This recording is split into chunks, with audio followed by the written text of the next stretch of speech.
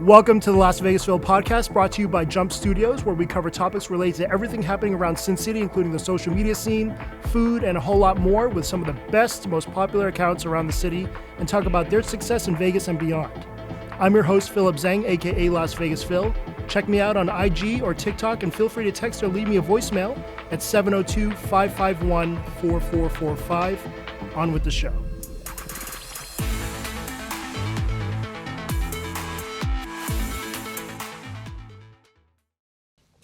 Welcome to this week's episode. Thanks for tuning in. This is honestly a bit surreal and kind of crazy, but my guest this week is a pioneer of social media and celebrity reporting in the 21st century and one of the most unique people in pop culture. He's one of Las Vegas's newest residents as well. His name actually precedes him. And to go over all the accolades and notable accomplishments would take days. Please welcome Perez Hilton to the show. Hello. How you doing? Thanks for being on. Happy to be on. Yeah. So how does it feel to be a full-time resident in Vegas now? At first, it was awful. It felt like I was a dog in the middle of the ocean, treading water, just trying desperately not to drown. If I would have moved to Vegas as a single person, easy peasy, breezy, beautiful, like a commercial. But I have 3 young children. I don't have a partner, and my mother that lives with me, whom I also support and do a lot for. We all came here, and it was quite the overwhelming undertaking to get us up and running. Only now do I feel like I can exhale and really just enjoy being a local. It was not joyful the first month and a half. Oh, I can't imagine. And moving as we get older, I feel like it just gets more difficult. I mean, it's really the kids thing and just doing it all myself. And, you know, trying to work on top of that, you know, setting up a house, setting up all of the other things that you do when you move, going to the DMV, going to the post office. But with kids, you have to do it times however many kids you have, meaning, you know, I have 3 children and they all have issues. Like I have to take one of my kids to an orthodontist. So I had to find an orthodontist. They have to go to a pediatrician. They have to go to the dentist. I have to go to a general doctor, and so does my mom. And so it's been a lot. But I'm so happy and grateful and relieved that I'm finally here. Yeah, I think Las Vegas is psyched that you're here as well. I mean, you've kind of gone to a lot of places, but when did the seed get planted to actually, when did the thought come about to move to Vegas?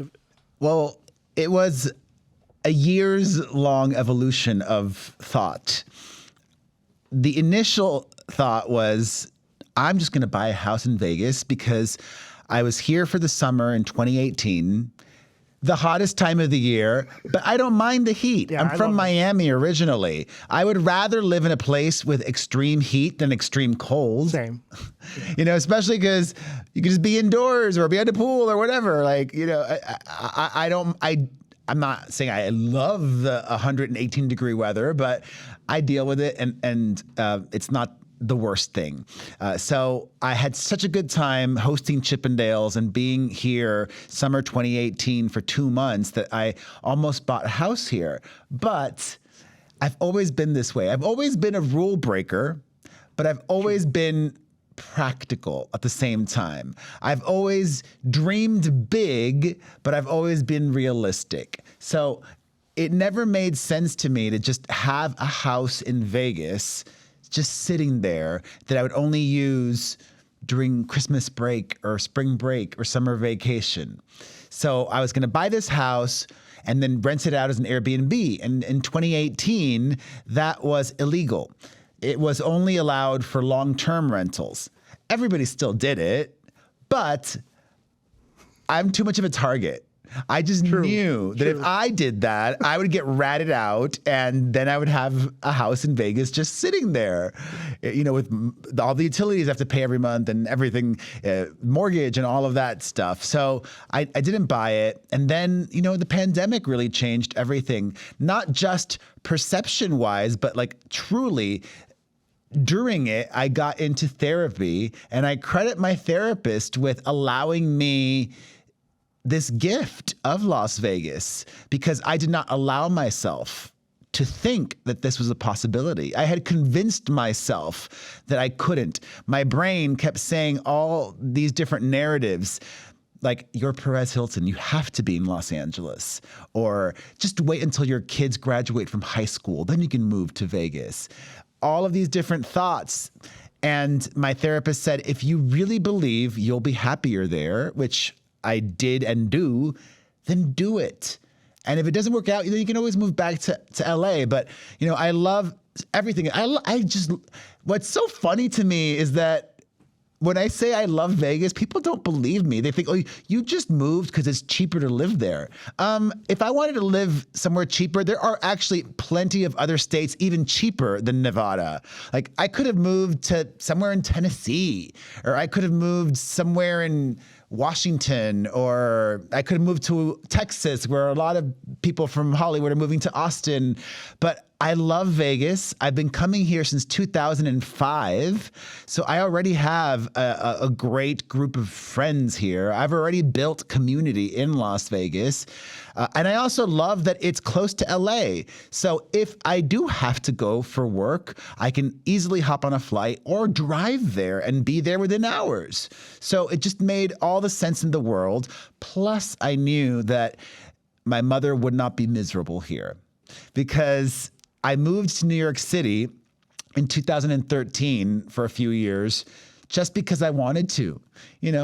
I said to myself, this might be my last hurrah, my last opportunity to do this before I really have to settle down, because you can't always be moving with young children. They need roots and stability.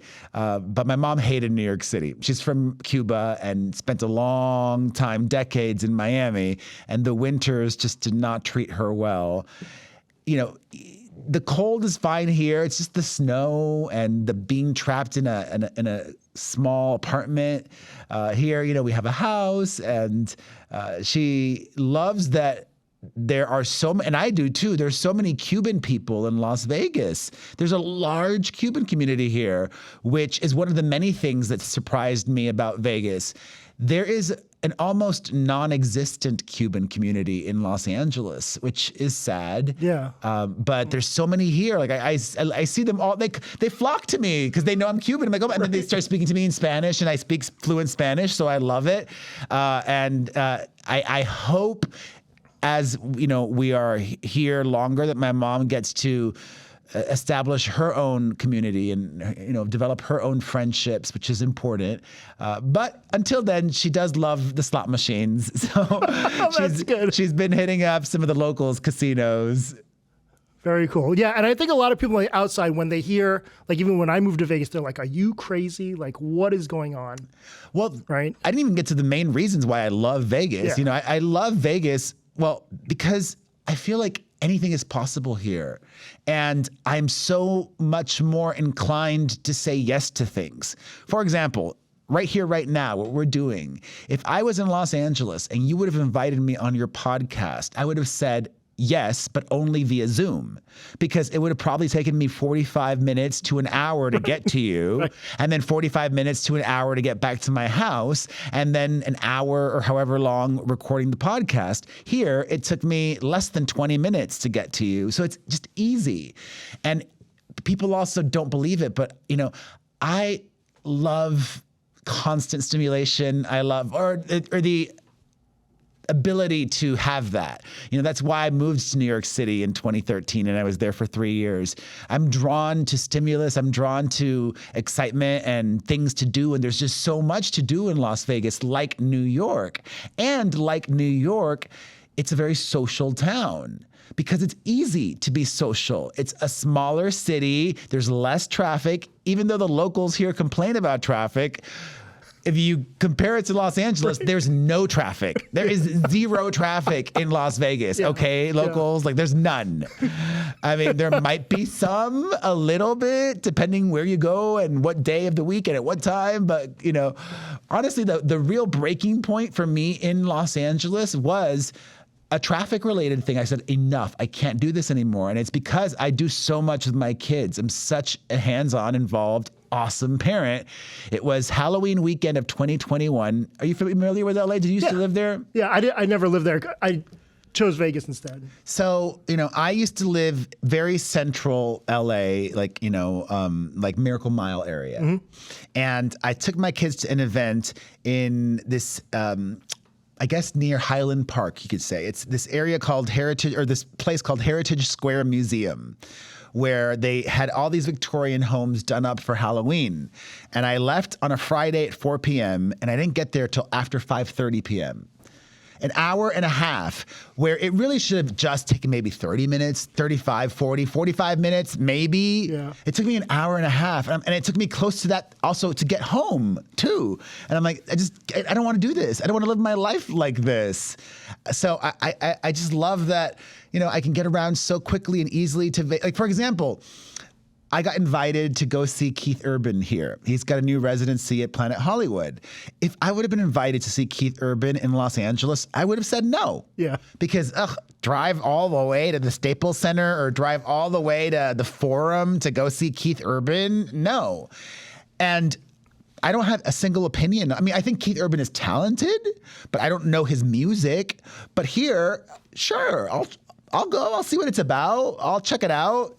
And I love that. So I just think I'll be happy. I am happier here, and I'll be a better father here. And I think it'll be good for business too. Like, if I'm being more social and doing more things, going to more activities, events, that will only help me professionally as well. So I think I'm just going to flourish in all aspects of my life, maybe even romantically too. Actually, all jokes aside, I do think I might be able to find a better, more normal person here. I'm the crazy one. I got to find normal. So yeah, people, have you heard that? He's looking for normal. Yeah. I really do love normal. I mean, actually, I went out to a show last night with my friend. A friend of mine visiting from LA, we went to go see the rebranded OPM show at the Cosmo. And the two things that are most important to me are somebody you can trust, trustworthy and dependable. And those are the two hardest things, right? Because people aren't always very honest and people are extremely flaky. I'm very trustworthy and very honest and very reliable, dependable. And fabulous, and I don't want to date myself, though. That's why I want normal. Not boring, but just, you want the opposite often. Or some people don't, but I do. But how does someone as known as you start dating? I mean, do you do apps? No, I did in New York, but my life was very different then. When I moved to New York, I only had one kid. Now I have 3, and I don't have an interest in doing any of those things, which is how most people meet. I keep hoping to meet somebody the old-fashioned way, through work, through friends, through my kids' school, through the gym. I mean, there could be a ton of different ways. It just hasn't quite happened yet. Or, how it happens for most people is, somebody will slide into your DMs. But the only ones sliding to my DMs are women. That's my audience. Right. What are some of your favorite things that you've done since you've been a Vegas resident? I've seen you go on to shows. Manilow, you had a great time there. Yeah. Boy George. Yeah. What are some other shows that you've enjoyed, or restaurants? Restaurants. I've been to Lotus of Siam twice. Since great place. I've been here. Yeah, I'd never been before. I went to this other restaurant in Henderson called 138. Yep. I've seen a bunch of shows. I took my son to see Potted Potter because he loves Harry Potter. We went to see a magician named Farrell Dillon. We went to go see BattleBots Destructathon, which was fun. I took him to go see O, which is my favorite Cirque du Soleil show. Same, mine too. It's just an only in Vegas type of experience. Like, that show can't tour. It's just so massive. And yeah, I mean, after this, I'm taking my kids to a slime place. Tomorrow we're going to go, what are we doing? What's that called? Those jumping places? Oh, What's that called? Trampoline park. Trampoline park. Yeah, there we go. Oh, they're going to love that. I'm doing that. I'm keeping real busy and going to see Keith Urban. Just saw OPM. Excited to go see Taylor Swift soon. Yep. I'm a huge Swiftie. I know there's a lot. Yeah, those tickets are super intimate. What do you think of the prices for Taylor and trying to get in, especially in Vegas? Seems crazy. Yeah. Supply and demand. Yeah. I'm a diva and spoiled, and I will only go see a show if I'm invited. Totally. So I'm not paying $10 to go see anybody in concert. Because also I've got kids and priorities, and I don't know. It's like I'm very privileged. I acknowledge it. For sure. You've also hung out with a lot of cool social media creators in town. Jessica Wu. Yes. I know you. Oh my God, we did. I got invited, and I said, so I got invited to this dining experience, and I said, whom can I take with me that would really appreciate this? So I invited Jessica, and we went to this place called 20,000 Leagues, which I think you went to. Yes, I went last week. Amazing.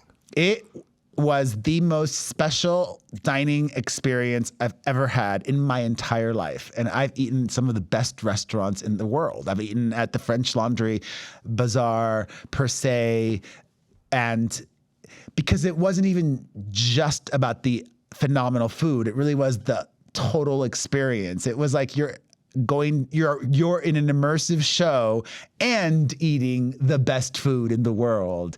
And the passion of this chef was just so contagious.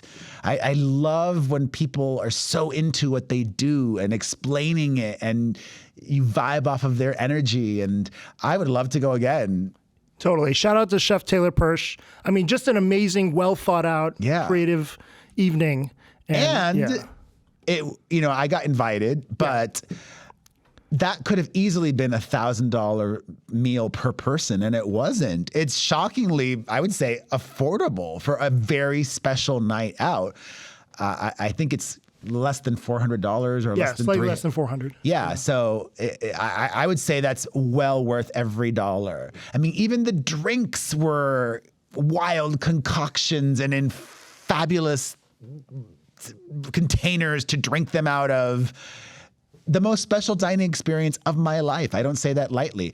It beat one of my other favorite restaurants, which they have one in Vegas, Bazaar. I love Bazaar. I'm obsessed with Jose Andres, all of his restaurants. I mean, he just has such an impeccable just level of quality, like, Disney and Jose Andres. Like, you're guaranteed every time you go to Disney or every time you go to any single Jose Andres restaurant to just have the best time. Agreed. Spanish Willy Wonka. Yeah.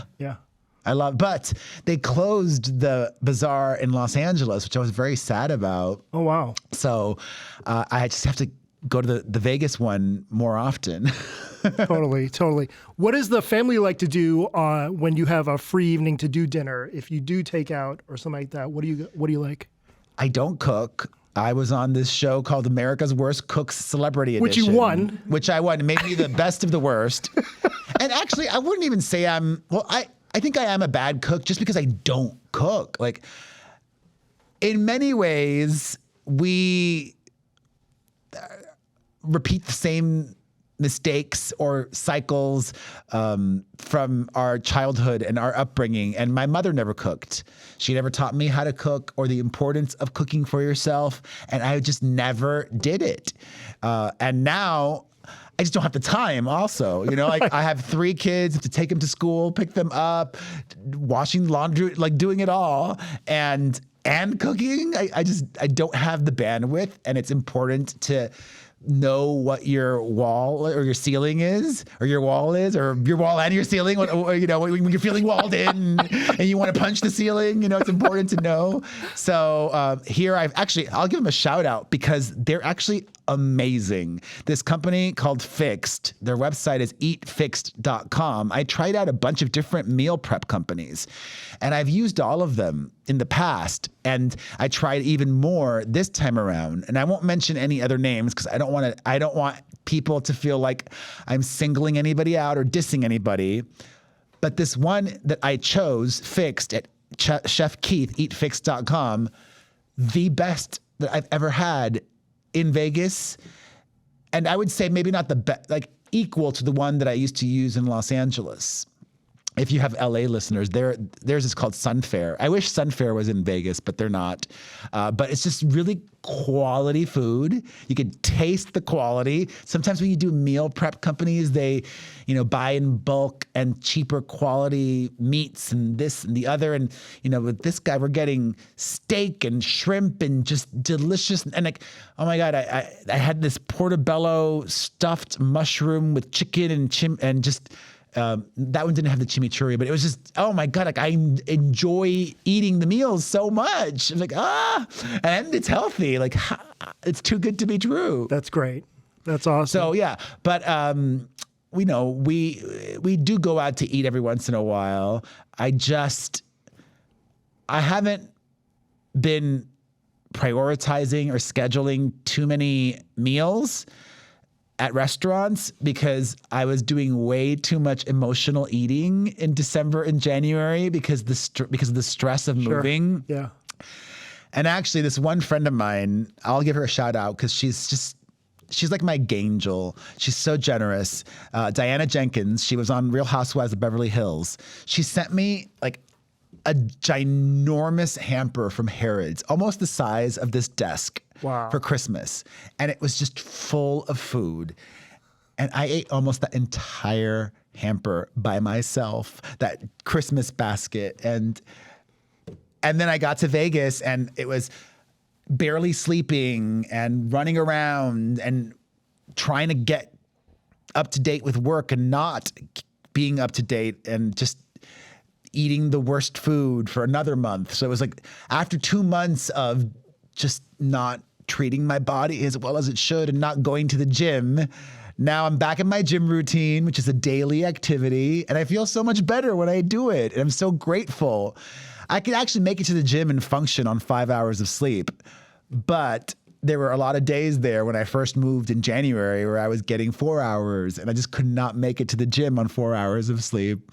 But yeah, I got invited to Villa Azur, Yep. which I have never been to that one here or the one in Miami. So excited to try that out and see what it's all about. And that's the only dining we've got lined up. I would love to. There's so many restaurants in Vegas that I've never been to that I would like to try. I've heard good things about the Toca Madero. I've never been to that one. It's a fun spot for sure. I've heard good things about Delilah. I've never been to that one either. Yep. So yeah, one of them, the Villa Azur is already happening, and then the other two are high on my list. Nice. Yeah, I think you'll like Villa Azur. Let's go. I've seen videos. It looked fun, like a party. Yeah, very fun. I've only been to one in Miami. I still have to go to one in Vegas. I'm old, and I get a little annoyed if I'm at a restaurant and like the music's too loud. Like I came for the food, not for the extremely loud music. Right. I don't mind loud music, but if there's a difference between loud and too loud. I don't want the music too loud at a restaurant. Totally. And if people are introducing themselves to you, you're like, what? Yeah. Okay. And here's the thing. I will never turn back food. Never. But I will complain if the music is too loud. I'm like, can you lower this, please? I have done that. Wow. Because a great meal is about the food and also then the conversation. And if it's just too loud, I don't mind loud, but there's a difference between loud and too loud. Let's talk about social media a bit. I mean, you are a pioneer, blowing things up. You're omnipresent on all the formats, basically. Can you tell me a bit about your team that runs that, or are you doing it all yourself? I do all of my personal social media, which is a full-time job. And absolutely. Thankfully, I do have a team that helps me with the website and the website's social media. But I envision a future where I am on social. I envision a future where I don't do all the best practices. I still am that person that does all of the things that you should do. Meaning, it's not just about creating the content. It's about promoting the content. It's about engaging with your audience. And that takes time. Yes. You know, like I kind of would, like, and I'm just such an extreme person. Like, I don't know. I enjoy it, but it's like, I don't know.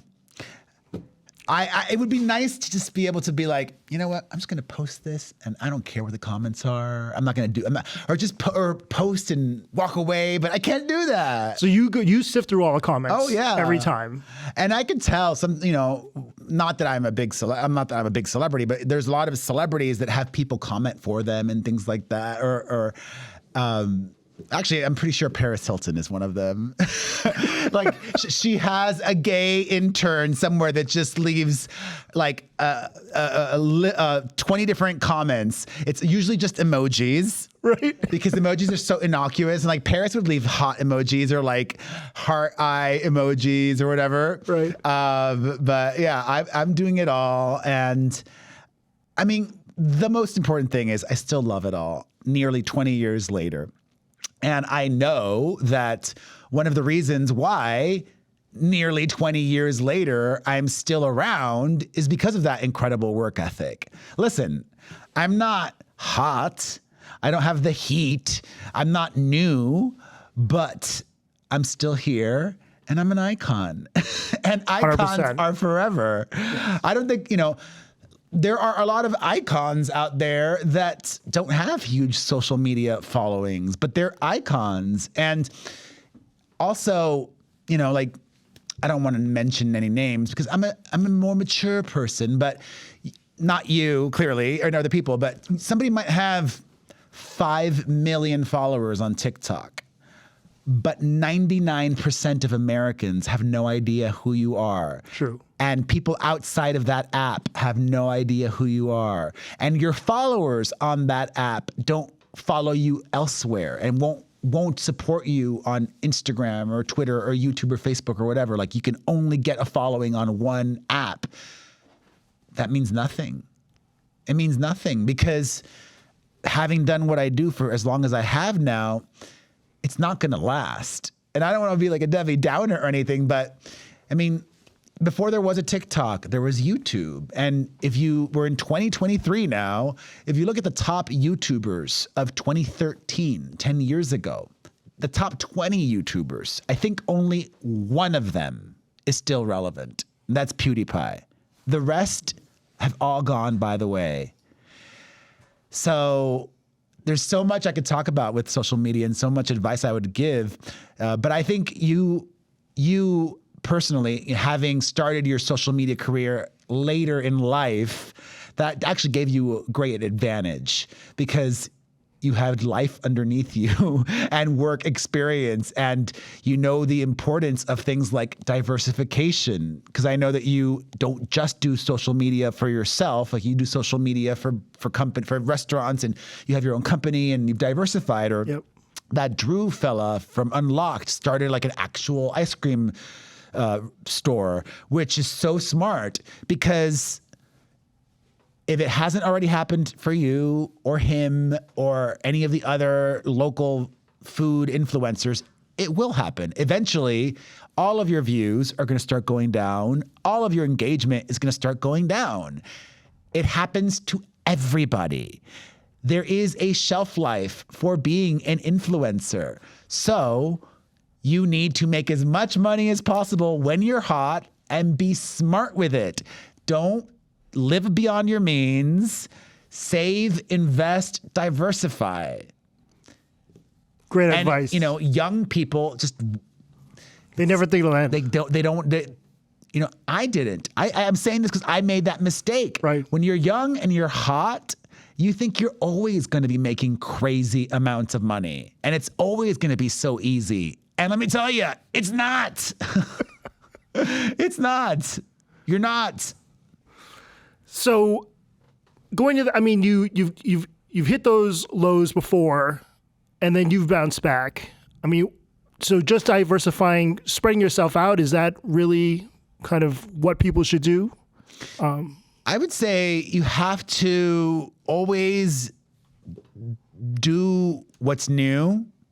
So, if for example, you know, when Instagram launched Reels, get on it right away. Yeah. When YouTube launched Shorts, get on that right away. Any new functionality that any of the platforms have, you have to use it.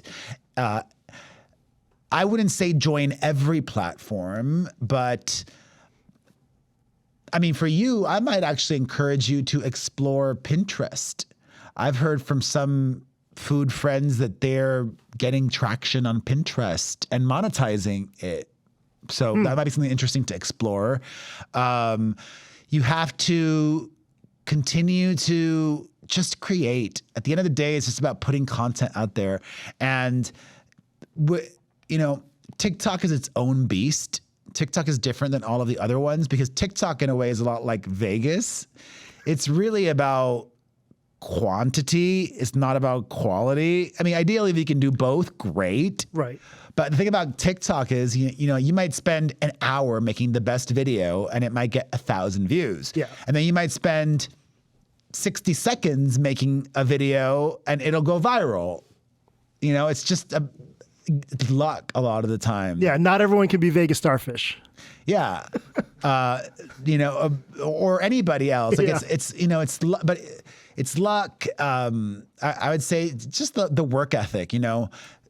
Social media makes success much more attainable to some people. You could luck your way into it, but you will not sustain success without an incredible work ethic.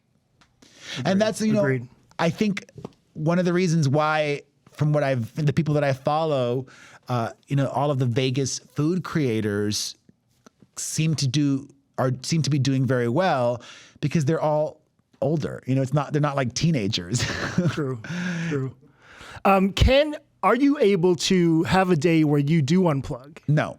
Impossible. No. 20 years, never did it. I mean, if I'm getting paid to unplug, yes. If I'm in the jungle I'm a celebrity, get me out of here. Right. Yeah. If I'm in the Big Brother house. Oh, yeah. Then yes. You can't have a phone. No. At all. Yeah. Wow. Okay. And I would actually love that. I would love to do something like that again because it would be a vacation. Right. A working vacation. Actually, that's my favorite kind of vacation, a paid vacation. Okay. And then we actually have a bit of a commonality going back to New York. I actually went to NYU at the same time you did. Oh, wow. Yeah, I graduated in 98. Okay, I graduated in 2000. Did you live in the dorms? I did. Which one? I live in Hayden. Oh, we were just down the street. I was in Reuben. Okay. The low-cost triple. So Yes. me and two other guys. No air conditioning. Still.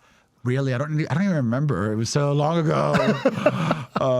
Yeah. Yeah, but I loved New York. I love New York. And that's why I think I'm drawn to Vegas again, because I'm older now and Vegas is just easier. Like, I love New York, but I also like having a house. I love New York and I love going to Broadway shows, but I also like that most Vegas shows are 75 minutes and not 3 hours. So I can go see a Vegas show and do dinner and be home at a reasonable hour. You know, it's just a much more relaxed life here, which I want and like. Relaxed, but still fun at the same time. Totally. Not Palm Springs, which is, to me, so boring. I could never do it. I could not do it. Like, so many of my friends have actually moved to Palm Springs. I like a pool, but just being at the pool all day, like, that's boring to me. Right. I gotcha. Of all the apps that you handle, what is your favorite one now? My favorite one now. Is it Twitter? Is Twitter crazy?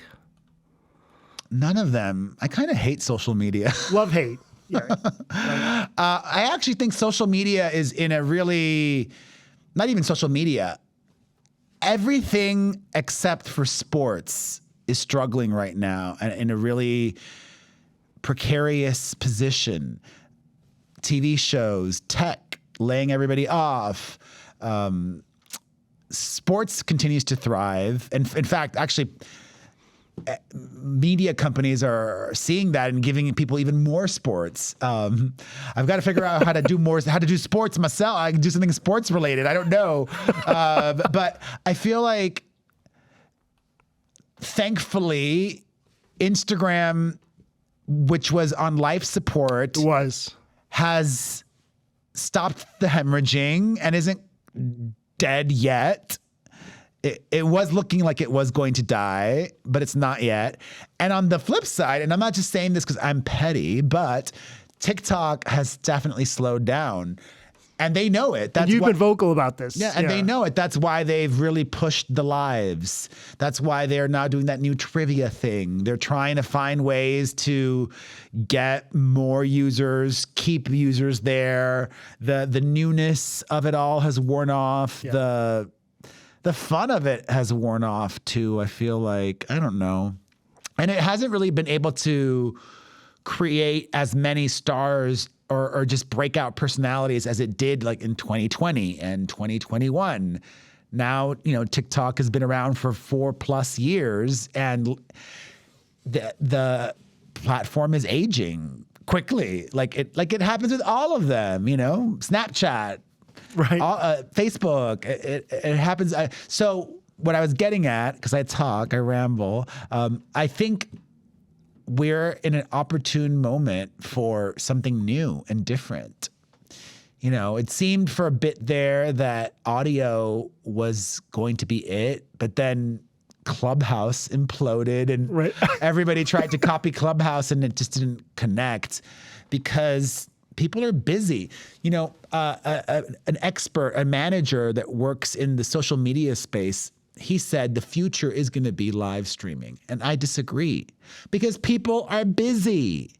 And also people that live stream, most of the live streams suck. And people that live stream, they're doing it to get money. Yes. And half the time it's just begging people for money. That's shitty content.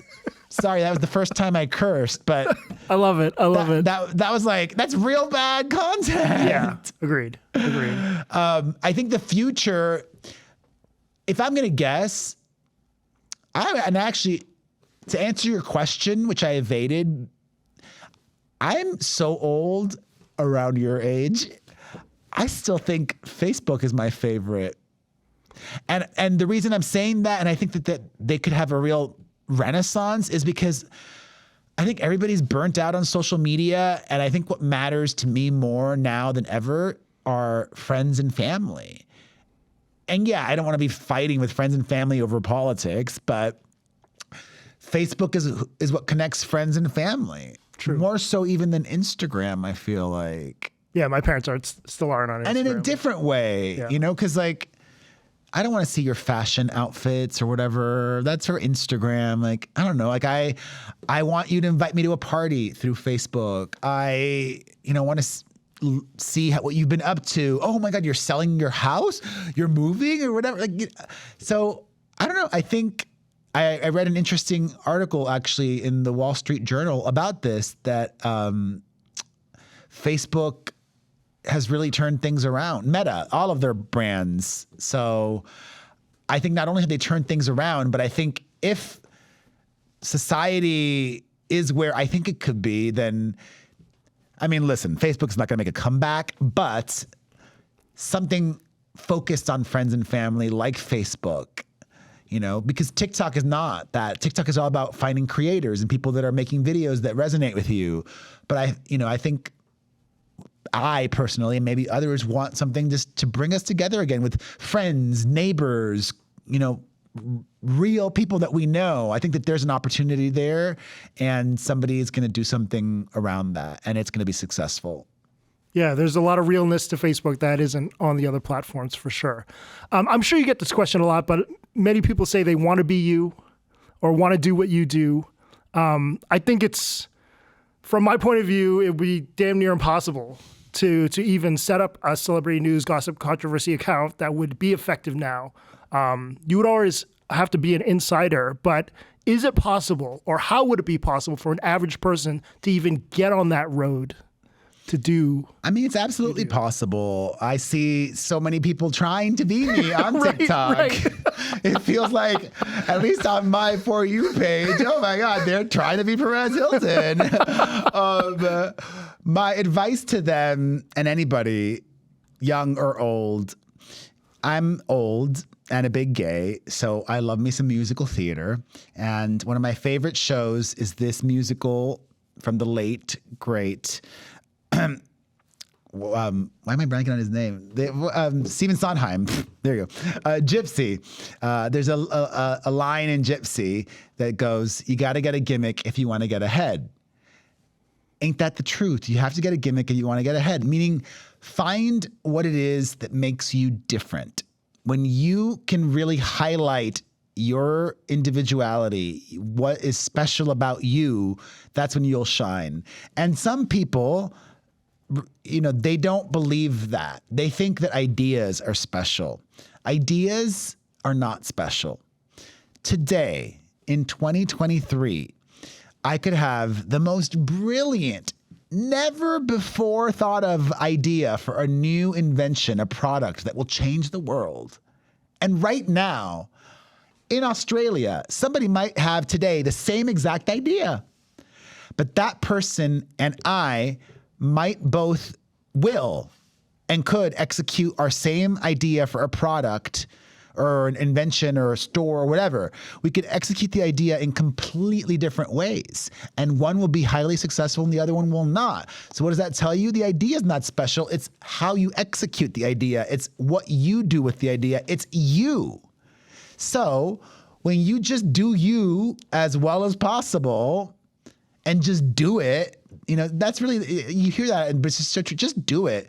Like, you'll get better at it the more you do something, and you'll hopefully reinvent. That's another important thing. You got to keep reinventing. Like, I still reinvent. Like, oh, I can do this even better, or I'm going to do this new way, or this little change I like, like making a video or whatever. So yeah, keep working hard, keep reinventing, and keep just doing you. Just do you. That's great advice. I'm fired up now. We're going to kind of wrap this up. I'm going to go through a bunch of rapid fire questions because I didn't know where to fit those in the interview.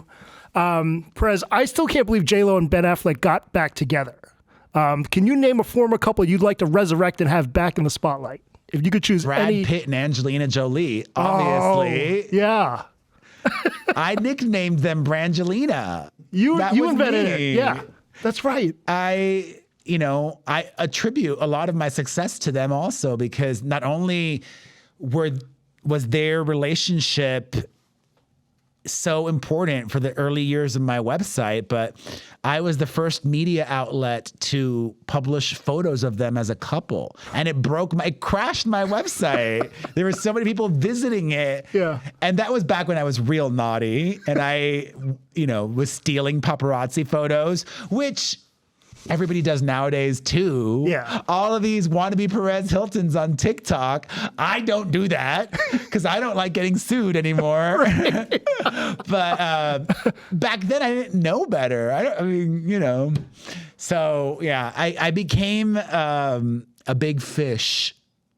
And when you become a big fish, you have to play by big boy, big girl, big person rules. Yeah, you were definitely on the firing squad for all that. Yeah. Yeah, for sure. But, when I started in the Paleolithic age, it really was, the wild west. Like, it was before social media. I started in 2004. Yeah. There was no TikTok in 2004. There was no Twitter. There was no YouTube. Facebook started that same year. So, I was a contemporary of Facebook. MySpace was around. It was all so different. And I'm just so grateful to still be here. Yeah.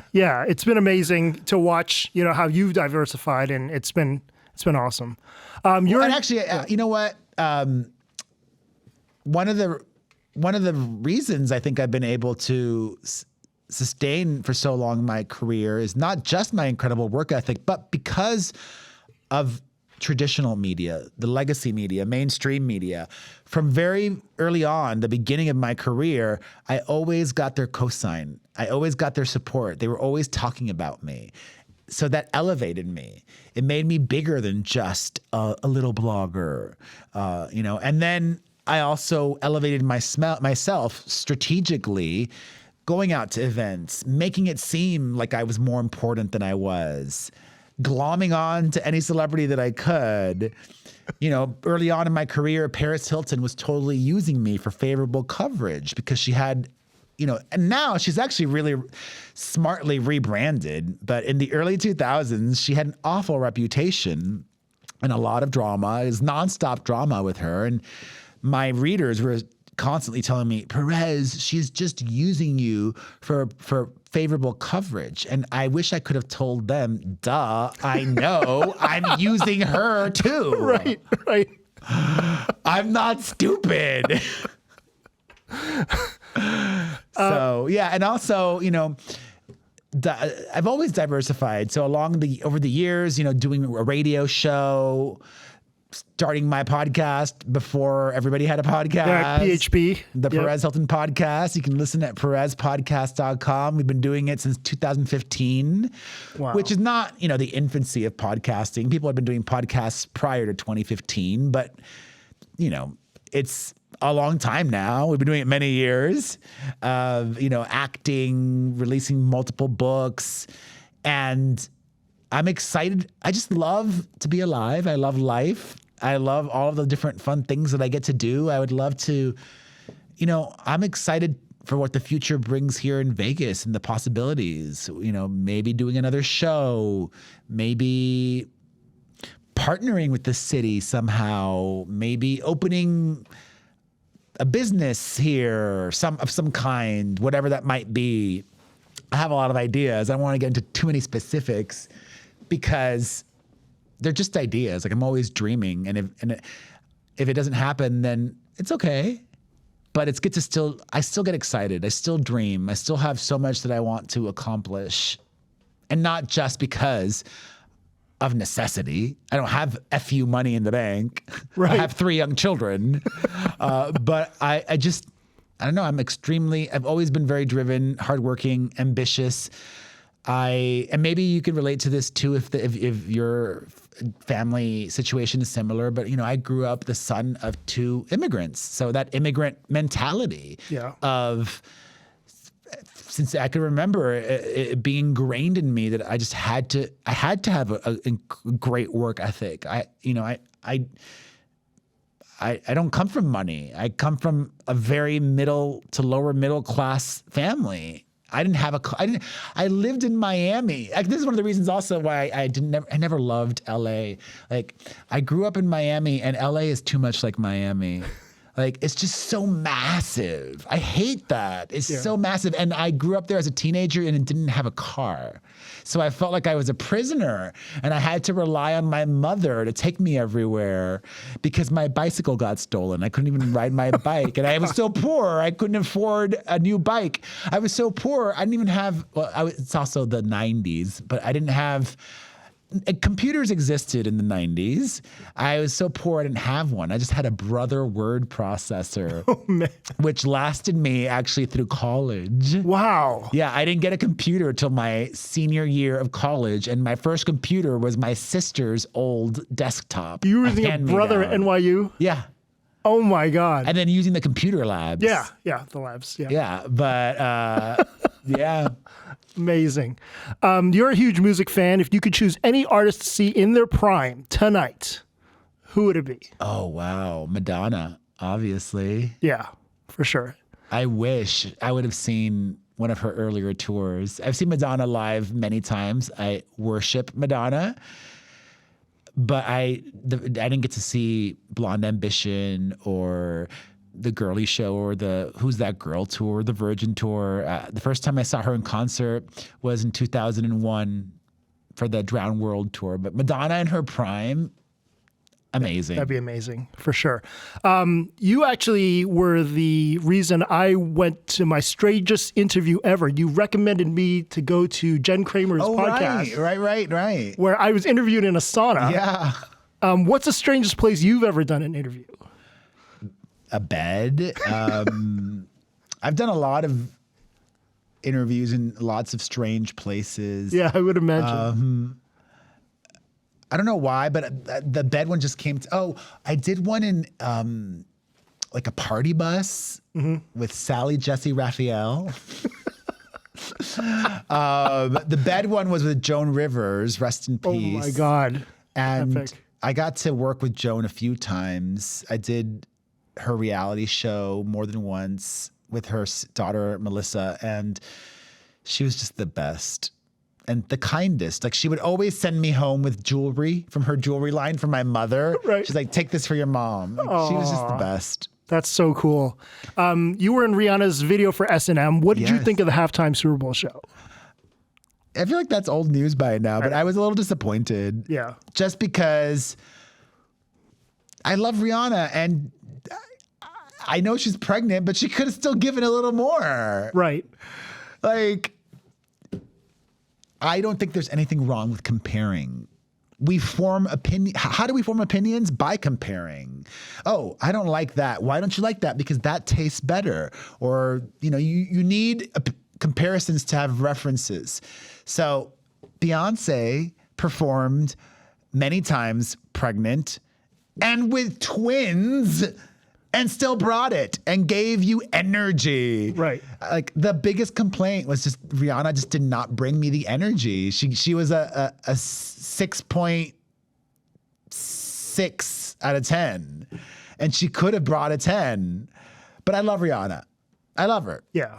Yeah. I still remember the Beyonce Love on Top performance. That was only Blue Ivy. She performed when yeah. she was pregnant with the twins and still murdered it. Yeah. Yeah. Vegas is hosting next year. Who would you pick for the halftime show? Ooh, Taylor Swift or Pink. Obviously, one of those two. It has to be only one of those two. Taylor Swift or Pink. Trying to think if it could be anybody else. Taylor Swift or Pink. Or Dolly Parton. Oh my God. Yeah. Any of those three. That would be cool. That would be cool.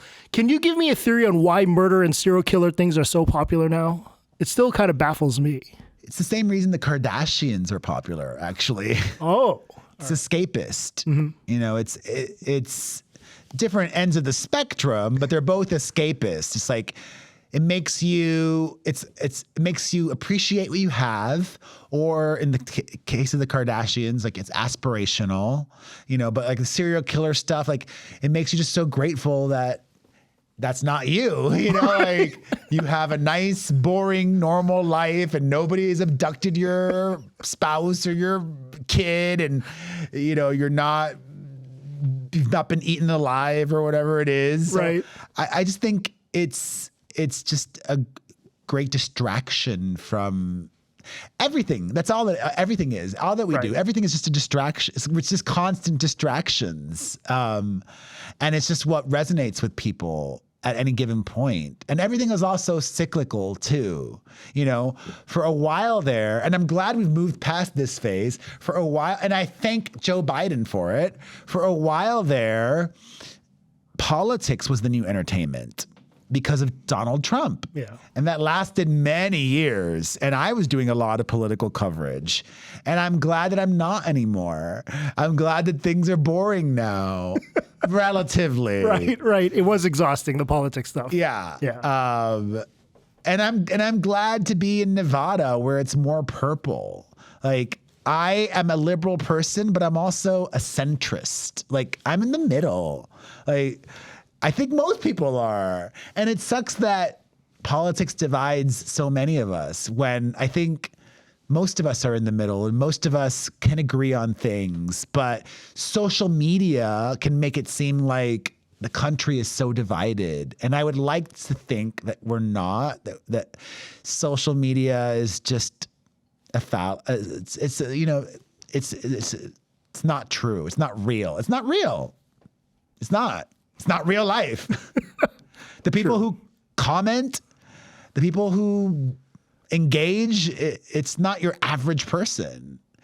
The average person does consume social media, but they're not going above and beyond and commenting that regularly. That's true. A lot of them just view it. They don't like it. They don't comment. Exactly. That's true. They just scroll. One of the most interesting things about fame in the 21st century is the spawn of celebrities. Yeah. We're Nepo babies. Yeah. We're kind of moving to uncharted territory in many ways in the next 10, 20 years. The majority of celebrities now kind of had to put in the work to where they are now. But you think about the last name is now enough to be. It's always been the case in most situations, but not all. Music and that industry, it's the one profession in showbiz where it won't help you. You can easily act, you can easily be a model, but you're not going to be having hit songs on the radio just with a famous last name. So yeah, I pray that my kid, listen, I just pray that my kids are happy. That's all I will say, actually. If they want to do something in the entertainment space, I'm not going to stop them. If they want to do something in the influencer world, I'm not going to stop them. I will support them no matter what, ... with one exception. Okay. They can't be lazy. I will not tolerate that. I will not support that. I will not allow it. Even if you're passionate about coffee, you want to be a barista, okay. But I want you to be the fucking best barista there is. I want you to be creating new coffee drinks and getting so much attention for the coffee shop you're working at because you're the most brilliant barista on the planet. And then you're teaching classes because you're so good. And then you just open up your own coffee chain and then now you're a billionaire, Yeah, right. I can't, because I, as an old fart, in my almost 45 years of age, life has taught me, and Kim Kardashian got a lot of flack for saying something similar, but it's all about hard work. The harder you work at life, the better things will be in every sense. The more energy and effort that you put into your career, into your health, being fit, into your relationships, the more hours, the more you get back. So that's why, that's the most important thing for me and my children and their future. They're going to decide to do whatever they want. They're going to make their own mistakes. If they were to ask me for advice, my ideal thing would be if they asked me for advice. Like, Dad, what do you think I should do? Well, whatever makes you happy, because then you'll work hard at it. But if you really want more, I'll say I wish my kids got into real estate. That's good. Yes. I want them to get into real estate. Start as a realtor and then work your way into, developing and flipping and all of that stuff. Like real estate, my children, and anybody watching or listening. I mean, maybe I'll even get into real estate. No, I won't, but I would rather my children got into it. Actually, I wouldn't mind, if I got a huge paycheck for a TV show or something, I want to get into buying income generating properties, definitely, diversifying that way. That'd be cool. I think a lot of people want to watch that. Yeah. Or do that as a TV show. I wasn't even thinking about it as a TV show. I would do that as a TV show. Yeah. I can't do any of the renovating, but I could decorate it real nice. Right. But that'd be funny. Oh my God, me trying to oversee construction. A flipper. Yeah. I think we just came up with a TV show idea right now. That. We gotta make this happen somehow. And then finally, I'd like you to rate the following TV personalities 1 through 10. Doesn't have to be about talent or anything, just your preference. You can pass if you want, and if there's anything else you want to say about them, please feel free. Number 1, Ryan Seacrest. 10. What a pro. Yeah. How is he everywhere all at once? He's got an incredible work ethic as well. I love him. And he's always just been so just professional, so good at what he does and so professional too. So kind, and I don't think anybody's got a bad word to say about him. Can't. Yeah. Nick Cannon. I've worked with him a bunch. Nice guy. 7. Okay. Well, depending on what, a 10 on Wild 'N Out, a 7 hosting America's Got Talent. So, like anybody, you may make more sense doing something else. You might be a 10 in this and a 7 in that. Yeah. Yeah. Wendy Williams. An 8. Okay. Trixie Mattel. A 9. Yeah, I just discovered her recently. I was actually on mushrooms during a Friendsgiving, and then someone put her on, and I was like, "This person is living their best that life." sounds like a nightmare. Yeah, it was kind of a weird nightmare. But anyways, Steve Harvey, a 5. you were there when 5.5. he announced the wrong winner. You were the judge. Here in Vegas. Yeah. At Miss Universe. I've been involved in a few big beauty pageant moments. That one, and then in 2008 when I asked Miss California the same-sex marriage question. Yeah, Steve Harvey's fine. I just, I'm not his audience. Like or like Dr. Phil, I'm not his audience either. I would rate Dr. Phil a 5.5 as well. Like they're equal. Right. Kelly Clarkson. Oprah's an 11 though. Oprah's an 11, yes. Like Oprah's in a league of her own. Kelly Clarkson's a 10. There's just something very warm, fun about her. I like her. Yeah, it surprised me when she pivoted over, but she's doing it. I don't watch any television. Oh no, none. But I watch a ton of clips, and I consume my media on my laptop. I don't even consume it on my phone that much. I'm on a laptop person because I'm in front of it all day long. So I watch all of her clips on YouTube, and she's really good. Yeah, excellent. Graham Norton. An 8. Anderson Cooper. A 10. 10, yeah. And finally, Ellen DeGeneres. A 9. 9. I do like Ellen. She gets a bad rap. But then so does a lot of people. Like Rosie O'Donnell gets a bad rap, but I love Rosie. She's an icon. She is. And at the end of the day, who cares? They're so rich. And everything, all the controversy will blow over anyway. No one will remember it. So, but Perez, thank you so much for being on. This was super fun. Thank you. Yeah. Till next week. See you guys. Thanks for tuning in to the Las Vegasville podcast. For more information about me and where I've been dining recently, check out my IG and TikTok at Las Vegas Phil. Feel free to text or leave me a voicemail about anything you want, 702-551-4445. Stay tuned as a new episode of the show debuts every Monday morning.